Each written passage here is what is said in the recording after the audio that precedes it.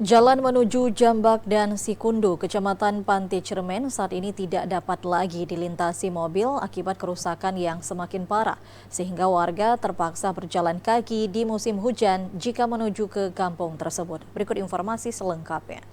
Dua desa di Kecamatan Pantai Cermen, Aceh Barat saat ini tak bisa dilintasi mobil akibat jalan rusak parah. Jalan menuju dua kampung ini selain banyak lubang juga tampak kerikil sehingga saat musim hujan sangat berlumpur. Kecik Jambak, Kecamatan Pantai Cermen, Lainiadi melalui sambungan telepon mengatakan saat ini longsor telah ditangani warga dengan cara bergotong royong. Namun kondisi jalan kini memang tidak bisa lagi dilintasi mobil sehingga banyak hasil panen warga terlantar di dua desa. Jalan Jambak Sikundo saat ini memang hancur parah karena posisinya dari 3 bulan ini saya udah saya konfirmasi sama pihak PUPR tapi belum ada tanggapan. Udah tuh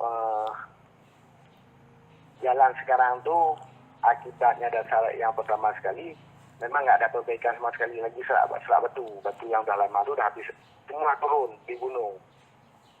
Longsor tuh udah kami gotong royong sama warga tuh udah kami gotong royong semua. Tapi sekarang bukan masalah longsornya, masalahnya jalan memang total udah apa? Karena longsor kan kami pakai cangkul sama warga, udah kami dorong semua tuh. Diharapkan pemerintah segera dapat menangani jalan Pantai Cermen Sikundo ini, khususnya di Kampung Jambak dan Sikundo yang sudah rusak parah. Dari Melabu, Aceh Barat, Azhar, TVRI Aceh melaporkan.